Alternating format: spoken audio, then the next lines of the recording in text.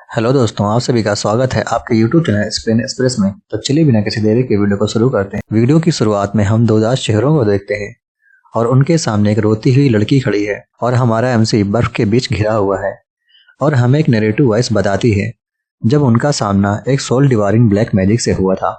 वह अपने साथियों को छोड़कर एक गहरी नींद में चला गया। इसी के साथ दृश्य बदलता है। उस घटना को 300 साल बीत चुके हैं। तेज धूप बस्ती पर चमक रही है। पेड़ों के पीछे चर्च का ऊंचा शिखर दिखाई देता है। लोग हंस रहे हैं, सब कुछ शांत है और तभी एक आवाज सुनाई देती है। क्या ये सब एक केवल इल्यूजन था? क्या शांति केवल एक भ्रम है? क्या दुनिया अभी डार्कनेस से घिरी हुई है? एक उदास युग जमीन पर पड़ा है और यही हमारी कहानी का हीरो है। इसी के साथ सीन शिफ्ट होता है और कहानी पास्ट में चली जाती है। हमारा एमसी लाइब्रेरी में खड़ा है, उसके हाथ में एक किताब है। तभी दरवाजे पर दस्तक होती है। एक लड़की दरवाजे पर खड़ी है। जब वह मात्र 13 साल का था, एक हीरो से मैजिक टावर लेने आया। व्हाइट हेयर गर्ल उसे देखती है और मुस्कुराते हुए कहती है, सुना है 100 साल में एक बार जीनियस जादूगर पैदा होता है, लेकिन तुम उसके जैसे नहीं दिखाई देते। हीरो को याद आता है उसके बर्फ जैसे सफेद बाल थे, सुनहरी आंखें, और हमारा एमसी उसे इग्नोर करके सेल्फ की तरफ बढ़ता है और किताब निकालता है और नीचे बैठ जाता है।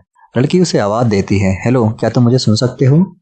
लड़का शांत स्वर में जवाब देता है, मैं जीनियस नहीं हूँ, ना ही मैं बच्चा हूँ, मेरा नाम लिन है। लड़की हैरानी से उसे देखती है, फिर उसके चेहरे पर मुस्कान आ जाती है और फिर वह पूछती है, क्या तुम सच में एम्पायर के इतिहास के सबसे युवा 4 स्टार आर्कमेज हो? लगता है मैं सही जगह पर आई हूँ। लिन किताबों की ओर देखता रहता है।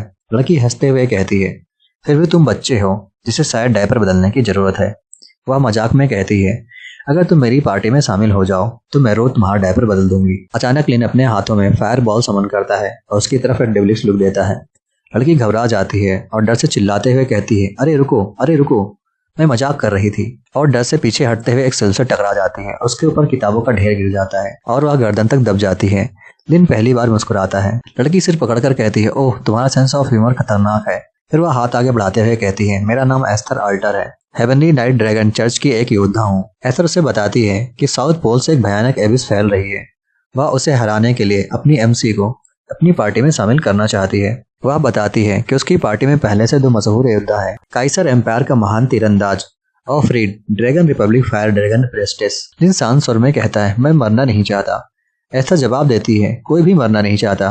लिन तभी पूछता है, क्या तुम्हारे बाकी साथी भी तुम्हारी तरह पागल हैं? ऐसा सोचती है, फिर मुस्कुराती है, वो उतने भी पागल नहीं है, लेकिन वहाँ कुछ और ज्यादा इंटरेस्टिंग है। लिन पूछता है, वो क्या है? ऐसा अपनी उंगली उठाती है और कहती है, दुनिया। नीला वर्टेक्स चमकते हुए तारे, जैसे पूरी दुनिया उसमें खुल रही हो। लिन को अपना सपना याद आता है, वह लड़का जैसे झुग्गियों से बचाकर टावर लाया गया था, जिसका एक ही लक्ष्य था, 7 स्टार मेज बनना। उसे पता था अगर उसने 7 स्टार पा लिया तो वह दुनिया की सच्चाई देख पाएगा, लेकिन 7 स्टार पाने के लिए उसे टावर के बाहर की दुनिया को जानना होगा। लिन खिड़की से बाहर उड़ते हुए बाज को देखता है। वह सोचता है, क्या सच में उसे यह सब चाहिए? तभी एस्थर अपनी तरफ अंगूठा दिखाती है। उसकी वह अनाड़ी मुस्कान और दुनिया को बचाने का प्रस्ताव, यही वह वजह बनती है जो लिन को टावर की सुरक्षित दीवारों से बाहर निकलने के लिए मजबूर कर देती है। लिन किताब उठाता है और उसे धीरे से टेबल पर रखता है। इसके बाद सीन शिफ्ट होता है। लिन और कैसर एक साथ बैठे हैं। वह कैसर को देखता है और सोचता है वह मशहूर तीरंदाज, लेकिन बिना शराब के उसकी एक्यूरेसी बुरी तरह से गिर जाती थी। और सबसे अजीब बात, वह गूंगा था। केस उदास नजरों से खाली मग को देखता है।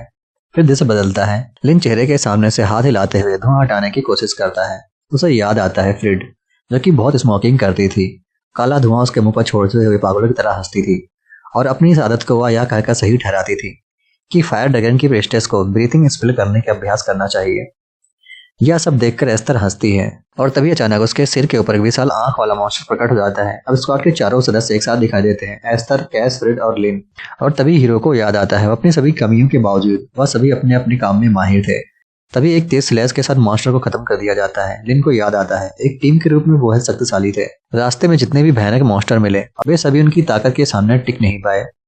एस्थर अपनी तलवार के वार से एक सींग वाले मॉन्स्टर को 2 टुकड़ों में काट देती है। लिन को याद आता है, एस्थर अक्सर उसके साथ मजाक किया करती थी। वह उसकी ओर मुड़ती है और कहती है, मुझे प्यार करने की हिम्मत मत करना, चाहे मैं कितनी भी चार्मिंग क्यों ना हूँ। इसी के साथ रात हो जाती है और सभी एक साथ बैठकर डिनर एंजॉय करते हैं। एस्थर एमसी से पूछती है, जब ये सारी लड़ाई खत्म हो जाएगी, क्या तुम मेरे साथ दुनिया घूमने चलोगे? लिन अपनी छोटी उंगली से कान को साफ करते हुए जैसे सवाल को हल्के में ले रहा हो।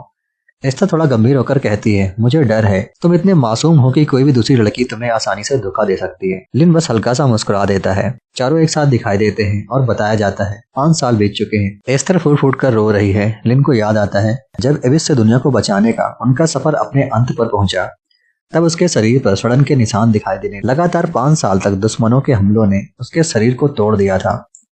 उसके मुंह से खून बह रहा था। एस्तर उसका हाथ कसकर पकड़े हुए थे। एमसी को याद आता है आखिर लड़ाई से ठीक पहले वह मर रहा था, उस जहर की वजह से जो आत्मा को भी जहरीला बना देता था। एस्तर, कैस और फ्रीड एमसी के पास खड़े हैं। वह समझ जाता है कि वह मरने वाला है।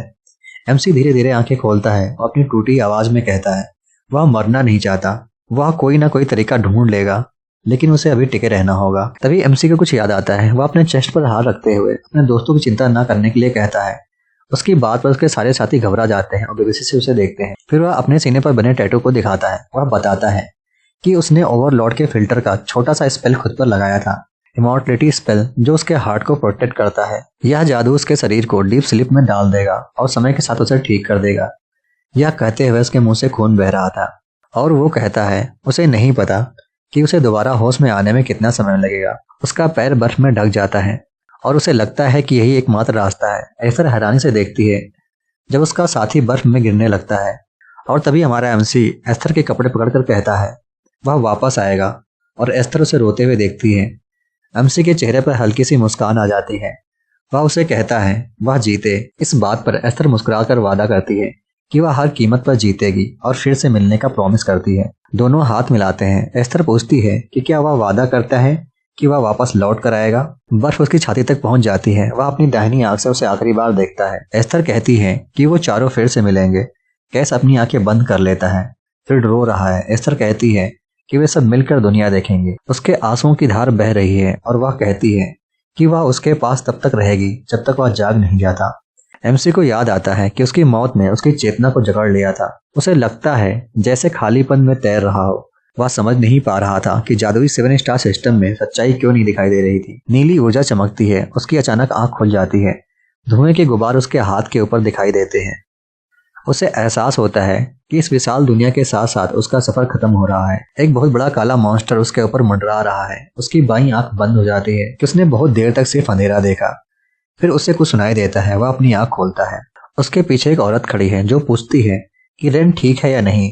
अब हमारे एमसी को समझ में आता है कि अब उसकी एक माँ है, वह अनाथ नहीं है। वह हैरानी से चारों तरफ देखता है और पूछता है मैं कहाँ हूँ। और इसी के साथ हमारा चैप्टर खत्म हो जाता है। तो मिलते हैं दोस्तों नेक्स्ट वीडियो में। तब तक के लिए धन्यवाद।